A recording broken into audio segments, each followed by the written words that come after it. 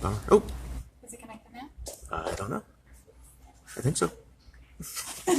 Hi, everyone. Hey! So we have Kim Beall in the house with her second book, fantasy series, and Kim is a Wake Forest person. And Faith here is going to do the introduction and questions, and thank you all so much for coming. We can mail signed copies out to anybody, so thanks. Yay. Yeah, and also there will be a couple of door prizes. So run over. Where's Michael Nelson? Suzanne, you can have a ticket too. No, that would be like Yeah. Well, she already introduced you. You are Kim. You are Kim Beall, and you are local to Wake Forest, and you wrote this really fun paranormal series. So why don't you start by just telling us about it for anybody who doesn't know what you wrote? Okay, well, it's a contemporary Southern Gothic fantasy, takes place in a quirky little southern small town, which you may or may not feel is somewhat familiar. It's not based on a real town, it's just kind of a mashup of all the small towns around here. The main character in these two books, and probably in the next one as well, is an author who came to the town looking for inspiration for the ghost stories she writes, because she heard there was a haunted house there. She didn't really believe in ghosts, but it turned out the ghosts were real and they needed her help with a problem of their own. So that's how the whole series started. In this one, she now believes in ghosts. She didn't really have a choice, but she's exploring a relationship with the man she met in the first book, who isn't quite 100% human himself, and there's a murder mystery. Yeah. So one of the things I love about your books is that they're kind of genre blending. Somebody asked me about them the other day when I was working, and I said, I think the best way I would describe it is it's, you know, how in thrillers we have cozy mysteries. In fantasy, we need something that fills that same space to have a cozy mystery. So how did you decide that this was the kind of genre or non-genre you wanted to write? Yeah, I think, to be honest, this is my guilty pleasure, I love Lillian Jackson Brown's cozy mysteries, the cat food mysteries. But what I love most about it is the town of Pickaxe, where all of the stories take place, is almost like a main character itself. And I wanted a series that had a town as the main character in all the stories. So that's how it started, with the town. And then I love haunted houses, so there had to be a haunted house in this town, and it just kind of went from there. The book told itself to me after a while. I love that. So you talked about the town. I also feel like your haunted house is also another character. Haunted house. Yes, it is. Yeah, it goes back a long way. It's been the way it is since before the Civil War. Not the ghosts. None of the ones that we've seen so far have anything to do with the Civil War. But yeah, I guess it is kind of the main character itself too. It has a name, Beall House. Back in those days, they named houses. It's not named after Mr. Beall, though. It's named after the area. It was actually called the Vale back in the days, because most of the settlers around here at the time are Irish and Scottish, and there's a word called Beall. It's Behairle, which meant like the stomping grounds, the familiar area. So, and that word morphed into Vale, and that's how Beall House got its name. Very cool. Something else that's very specific, I feel like, to what you are writing, and that I enjoy reading, and I know I've heard others, particularly women, talking about this book that they enjoyed, is your character's not 20. Yes. She's an adult. I love, and you know, most people that read young adult books are adults, but I just felt like I want to read about a character my own age in a book. I still want magic in the book, but I want the character to be my age, and I don't understand why adults can't have magic happen to them too. So I deliberately made her a woman with some life experience. I love that about her. I'm glad you do. She's like, I don't think it's a spoiler to say, unless you meet some of her family. And so you've got, like, she's got this whole wealth of, because you're right, and this could traditionally, if your protagonist was much younger, fall into the YA coming of age kind of place, but because she's older, she has this whole wealth of history that you can pull from. Yeah. And so it's fun when you give little things she's done before she came, and oh yeah, she wrote this like Otto's River mystery, and Of which she is not proud. I love that though. And I remember those book covers from back then too. Oh my goodness, they still make them, I guess. They do. They definitely do. Did you want to? You said you had some stuff to read. Did you want to do a reading Sure, I could do. before we get too far down the rabbit hole? Well, I can read at the beginning of the first chapter. That would be great. Okay, grab this.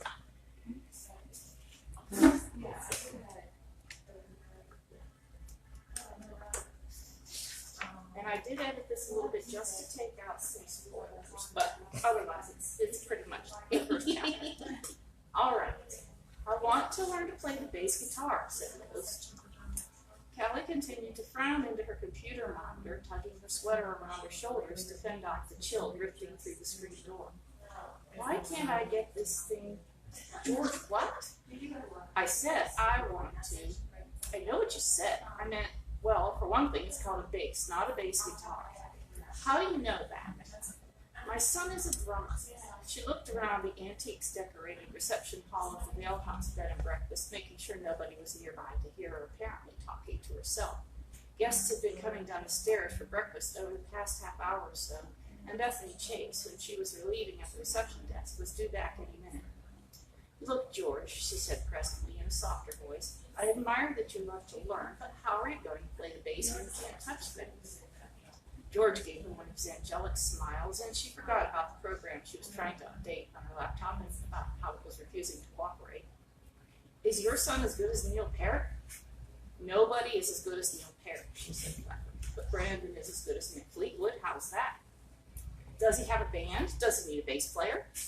No. Yes? I don't know. She shut her laptop a little too roughly. Georgie, just because he's related to me doesn't mean he can see ghosts. And anyway, how are you going to play a real instrument without hands? He stood up straight and took his hands out of his pockets, holding them out to her. They looked quite solid to Callie, but she knew they weren't really. I can learn to touch things, he insisted. I'm getting better at it. He nodded and flicked a pen on the old wooden desktop. It didn't move. Anyway, as you know, I'm very good at electronic things. I don't have to touch those. You can just get me an electric bass. Can I now? George was the first ghost Callie had ever met.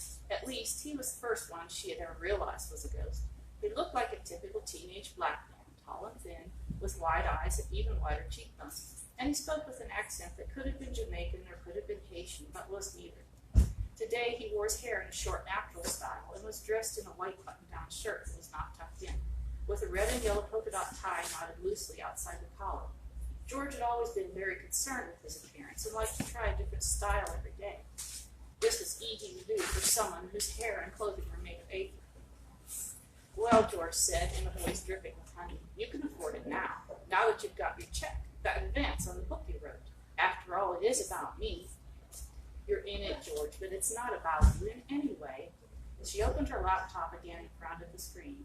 It looks like I'm going to have to use that money to buy a new computer. This one's so old I can't update my word processor anymore.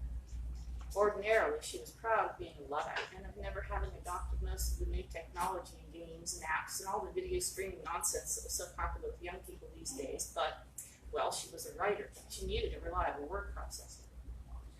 When you get your new computer, you can give me your old one. George grinned and offered her a high five. She gave him a steady look from under one raised brow. The thought of George having unlimited access to the internet made her nervous. He was over 400 years old, but somehow he still seemed to her to be young and naive.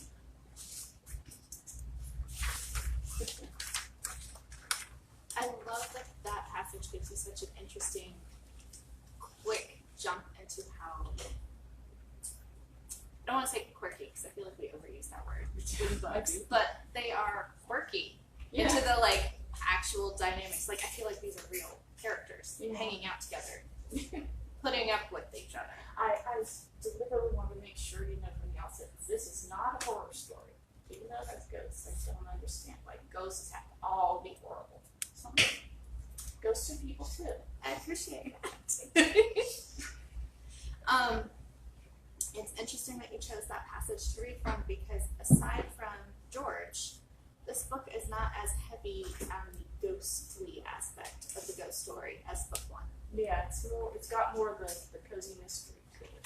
And a lot of fairy tales. Yeah. Yeah. Do you want to talk a little bit about how that influence came in? I'm not sure. For the longest time, it was suffering from middle group syndrome because I wanted people that hadn't read the first book to be able to understand what was going on, but I didn't want to spend a lot of time explaining because people that hadn't read the first book were going to get tired of that really quickly. And I needed to bridge a gap between the first book and what's going to happen in the third book. And it happens that Beall House is not only haunted, it's right on the edge of I want to say a zone where two worlds kind of don't really collide, but there has to be a gateway kept. There has to be some diplomacy between the human worlds and the fairy worlds, and it's the responsibility of the people who live in Beall House to maintain that. And I just needed to introduce more of the fairy people on the other side of the meadow in this book. I didn't get as much of a chance to do that in the first book, but they were there all along. I love that though. It gives it a nice distinction from book one. And you also give us a nice look at more of the people of the town. Like I feel like I'm starting to get to know the pizza guy and the coffee people, and I can't think of anybody's specific name right now because I'm in a brain fog. I'm sorry. This is what happens when you're toddlers. At least you remember pizza. Of course I did. People tell me I should write a book just about him, considering it. I think he could definitely a little book on his own. I think Now so. that might turn out to be a young adult. That would be cool. I could see that. Is there anything else we didn't hit head on? I don't want to get into any spoilers because I know people get really upset about that. So is there anything else we didn't hit in the book that you really want people to know about? Oh, well, another thing people often mention to me is that they're relieved to see healthy relationships between adults rather than constant, I decided that the main character, Callie, is far too old to put up with the crap that younger romances put up with. So this is a healthy relationship, and if they have any problems, the problems come from the outside, and they have to figure out how to deal with it together. The problems don't come from between them as much. I mean, any relationship has that. Yeah, no, I think I marked it. I can't think of which mark it was when I read it, but there is a section where she and the gentleman she is involved with, she talks about, her internal monologue is, this is like my old relationship that I had to get out of. I think I'm being gaslit. I don't know what's happening. And then she turns around and she's like, oh, I can just ask him about this and he's going to tell me what it is and we can move on. It's a surprise. Yeah, it's not weird or what?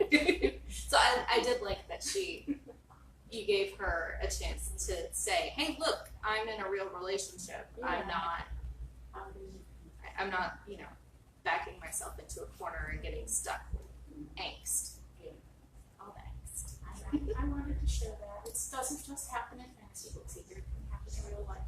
Yeah. No, that's great. Did anybody have any specific questions for Kim? I guess my question would be, how much have you seen the main character?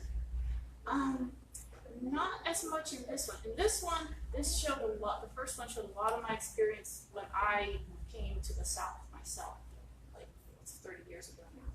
But just all of the wonder and discovery of finding out the culture is very different from any place else I've lived before, and getting to know people and learning to trust people. And it was just kind of, it was different, and I think I showed a lot in the first book about how fun it was for her to discover living. And there is mention of that also in the second book. She's learning that small talk is very important in a small town, and you have to do it even though you know everybody already knows everything you're saying. And people take care of each other. I think she's having a hard time getting used to that too, just trusting that people take care of their own, and when you're among them, you're one of their own, whether you realize it or not. So there's that aspect of it in there. I personally have never actually seen ghosts. That I know of. Give it time. Did anybody else have any other specific questions? That was my question. That is a good question. Tell us your experience. I've lived in some ratty old houses and for fun to explore. I like to think there were ghosts in them. It's just entertaining. question that Callie hates. What's that? Do you believe in ghosts? I'll just be coquettish about that. I kind of feel the same way she did about it before she met a real ghost, so I don't see why it's not possible. No, that's more Ian May's take on it. It's like, I don't see why there shouldn't be any, but I personally have one. Had another question, it just flew out of my head. So did anybody else have a question while I try to recall it? How much further do you see Callie's journey going? Because we get to the end of this and it's not over. Not quite. I mean, the plot is wrapped up, but there are still more questions. I am sure there is at least one more book that needs to be based on her. She has some important decisions to make about that book. Still working on making them already. But, and there's also, Fernando Rimo, this past year, I wrote what I thought was just going to be a little novella based in this world, and it turns out it's going to be the Christmas episode. Yay! So, Every cozy mystery needs a Christmas. yeah, so we're going to have Christmas in Woodley, USA. It's going to be different than obviously where they are with the current anywhere in the world. So that she's going to be at least in those 4 books. And I think after that, I'm still going to be writing about Woodley, but I'm going to base the stories on somebody else. There are lots of people in this town who like a story told. Callie's turn. She has to relinquish the spotlight. I love that. And as someone who grew up in a small southern town, I appreciate the fun that we have for Woodley and all the people, the very interesting people that pop up in your small towns. It's a fun treat. Did you want to do your Mad Libs? Yes. Because you were very excited about Mad Libs. Y'all know what a Mad Libs are. Do you want to do a drawing before you do the math? Let's do it. Oh, yeah. Did everybody get a record ticket? Did anyone need to put their name in the... The cup is actually like a cup. I'm going to rig it so I get the cup. I'm going to give away a couple of books and the cup. I'm gonna sneak in there. Okay. Yeah. Let's do this one. Ian's always a fun time. She's very swag. I just looked and I saw something. All right. Who has Jacob Lucas? That's the pizza guy. We call him Lucas. Here you go. Would you prefer a book or a copy? Okay. I have copies of the first book. Would you rather have that? Start from the beginning. Yeah, so the beginning. They both stand on their own. This one has spoilers. So would you like me to sign that for you? See what the coffee shop always Oh, okay. Yeah, I could see what. That's what I'm doing over there too. So I wrote most of this. So how should I spell your first name?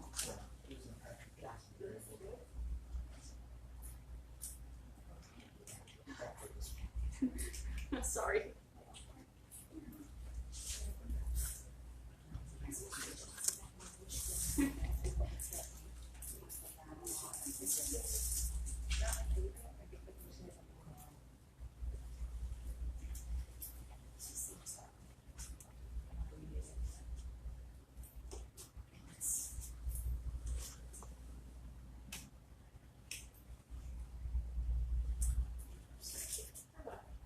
Why is nobody yelling and screaming? What? Here you go. I know. Everybody's just so envious of your I was personal just feeling life. guilty drinking and eating in later chat. Thank you. Well, you're welcome. Thank you. Who would like to play Mad Libs? Do y'all know how to do this? I have a passage from the book, but it's full of blanks, and I'll tell you whether I need a noun or verb or what. And Mad Libs. Yeah. Yeah. You're allowed to play this. Okay. even though you- I love Mad All Libs. right. She's obsessed. All right. I need a noun. Person, place, or thing? What? Yes. Person, place, or thing. Faith. This is why you don't play Mad Libs with your boss. Noun, but and now a verb. Kicked.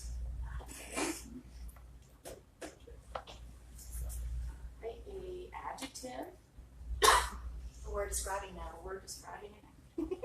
You work with kids in here a lot, don't you? That's what you know. I love to annoy people and say it every single time. Like, Give me a word describing a noun. Excuse me. flowery. Ooh. And a noun. Couch. And a body part, Finger.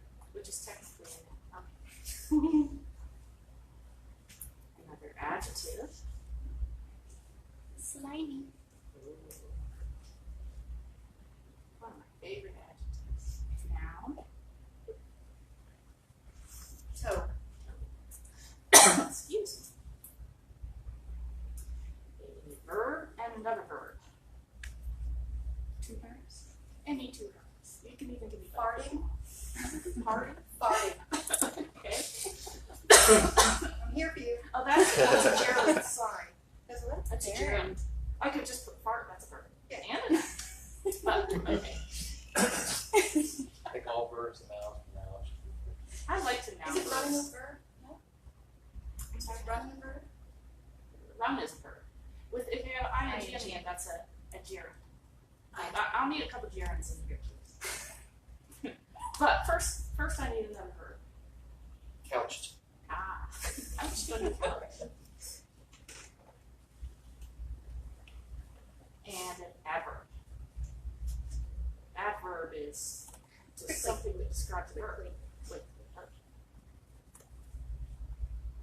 and another verb. Michael? Like Like what's not a verb? That was a man. Flu. Verb. Flu. Okay, another noun. Book. Another noun. Ooh. Look. Adjective. Family games must be interesting in your house. They are. I'm sure this is entertaining for Adjective. Sweet. Adjective. We got it. And now. We're gonna rope you in. Rope. I'm gonna rope the hanging. And an adjective. Jaden, give me an adjective. Dark. Ooh, that's dark. A color. Purple. Everyone loves purple. And another color. Blue. And a place. Woodley. What do you know about that place? A plural noun. Snakes. Someone's very glad I'm in a high chair. And another plural noun. Probably spiders, right? Sure. M&M's. That's not A kind of person, like a king or a teacher or a scholar. Writer. Writer, there you go. And gerund. You're Amy. run, jumping, Suzanne. Looking. sighing. Sighing. Yeah. I'm gonna use sigh. Adjective, Stinky. stinky. Yeah. Okay. Body part. Appendix. It's a legit body part. It is. A place. Bathroom. Okay. That works. Another adjective.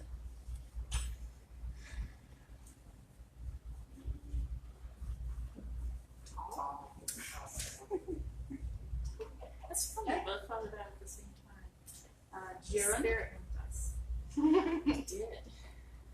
Gerund. I'm going to use Shopping. living. A verb. Squat. And a noun. It's very. Entertaining. Here's the Got to story this. you guys wrote. Hope you don't put me out of a job. She paused at the face of the hill, careful not to kick the couch behind her. A flowery sensation in her finger warned her she would not see the slimy toe anymore if she turned around, and this might cause her to fart and couch quickly back into the darkness, never to flow again. The moon moved higher into the book. It was full enough to cast her shadow on the booth. The night noises were sweet. She could see rope clearly now, with dark purple and blue glowing from the top of Woodley. Even though this whole scenario still lay a long way ahead, Callie thought she could see individual snakes walking between the M&Ms. The writers all stopped whatever they had been doing and turned their stinky appendix toward her. They had reached the bathroom just above her, and one of them, much taller than all the others, was shopping to her side. He took her hand and squatted away from the asparagus. Oh, what a lot of great visuals. Gives you a lot to think about. You must See, swat away right? from the It's so asparagus. easy. All you have to do is Oh my some God. cherries, and there you go. I'm gonna give away another thing. Is it okay if I give away another thing? No, it's not. Here, wait, you got one more. That was crazy. I love doing that. One. Okay, who has Doc 10 and 8? One. Who has Doc? Doc? Doc might have left. Oh no, Doc. I didn't mean to drive Doc away. All right. Well, if he comes back, I'll do this. How about Junk Thornton? That's me. You're Junk. I said, pick this one, and she did. Would you prefer the cup or a book or? I'm gonna go. Have you read this book? Stephen, what?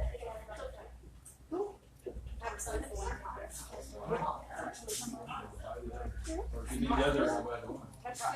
Which is my point. Mine. Still your name's slightly different. Same line. It's different. I remember. No snacks. I always feel like there's another E somewhere. Michelle. I said,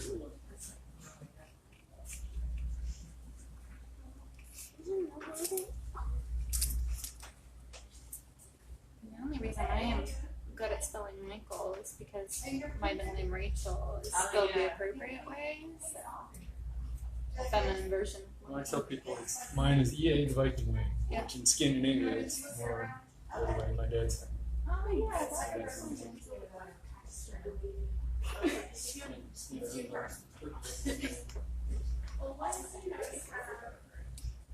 So I can catch it.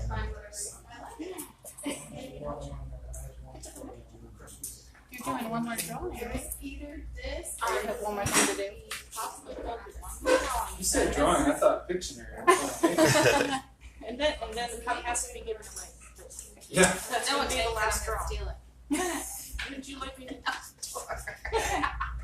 you have any other questions for me? Would you like me to read? I don't have any other questions. If you would like to do more reading, we can. And I know I simply mine. So your very okay. lovely cake. Go That on. would make you kind of. Okay, well, let's see, how long is No this? pressure. I don't wanna hold off on cake too long. Because And we gotta give you a chance to greet your public. oh, this is a short one. Oh, yeah, this is a short one, but I get good voices.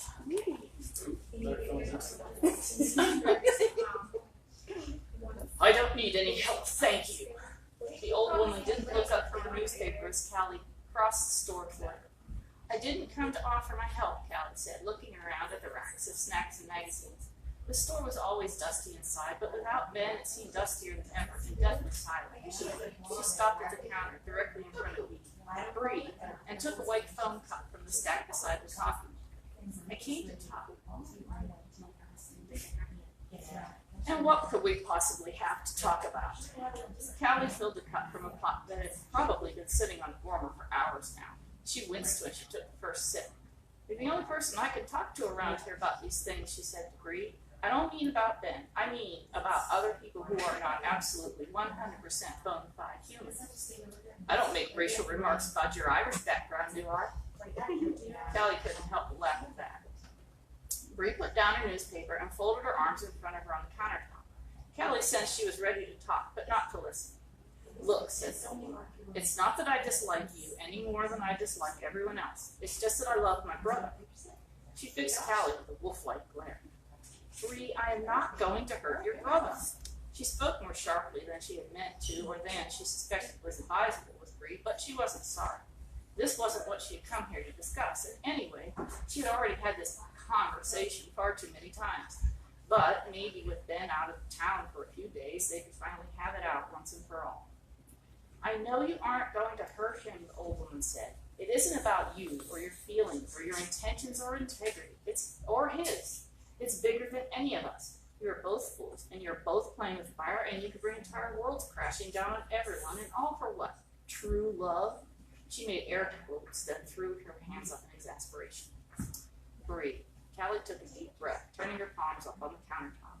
I know this is bigger than us, and that a couple's desire to be together is insignificant in the grand scheme of things. Bree's face had already twisted in disgust at the mention of a couple's desire to be together. She turned her head away and looked out the window. You know he'll have to go someday, she said in a quieter voice. Back to our mother's land after I die. I do know that. So you better pray for my health, eh? You'll want me to live a good long time. I already care about you, Bree, regardless. It was true. And he's going to live forever. You know this. Once he goes there, he will never age again. I understand, she told Bree. I've made my peace with the fact that someday I will have to let him go. You don't have to be afraid I'll bring on the apocalypse by trying to hang on to him or something. You understand nothing. Bree's voice suddenly filled the entire store, sharp and loud. Callie could swear a great gust of wind hit the door from the inside, jamming it shut harder than it already was. She tried to step backward, but she couldn't move. The old woman's face loomed huge before her bony fingers crooked like claws just inches in front of her face. You understand nothing, you stupid girl, you stupid, selfish girl. Frozen where she stood, Callie could swear the old woman stood straighter and taller than she thought was physically possible. Her hunched shoulders seemed to fill all of Callie's vision, and her breath sounded like a growl from the depths of the cave. She turned away, releasing Callie from her invisible grip, and continued to speak to the wall behind her. He is going to live forever. Do you even know what that means? No, you only think of yourself. He is going to live forever. He is going to love you forever. You're lucky. You'll die one day, but he won't. Bree's voice suddenly choked off, as if a hand had closed around her throat, and she seemed to shrink. She shrank down and down until Callie had to look over the counter to see her, crouched almost to her knees on the dusty floor, sobbing with grief. Callie instinctively wanted to go around the counter and put her arm around Bree's shaking shoulders, but she knew better than to try anything like that. Only Ben could get away with that sort of thing. And anyway, Callie still couldn't move, except for the trembling that had started somewhere near the base of her heart and was now slowly spreading through her entire body. As she gazed at Bree, the realization slowly dawned on her that the old woman was right. Callie had not been thinking of anyone but herself. It had not occurred to her that Ben also would lose her, and that, unlike her, he was doomed to spend unending years enduring that loss. Maybe she had just never believed anyone could ever love her enough to miss her, not even for a mortal lifetime, let alone for eternity. But she knew Ben was the type of person who could love like that. She should never have allowed herself to get involved with him in the first place.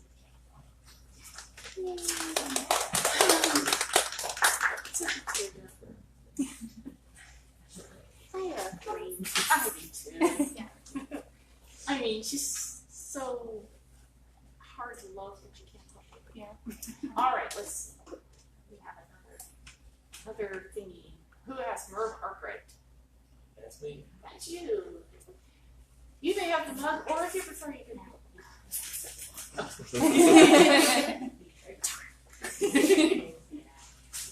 Because I need to get a new one. Yeah. That was from this one. It's Sunday based on that one. Good. All right. Well, I think I'm gonna bunch of Oh, good. cake. Cut the cake. And then if anybody wants to get books signed, we've got plenty. We brought more. I brought more. So we are prepared. Everybody can get books. All right. And there's coffee and wine in here. Yes, absolutely. Coffee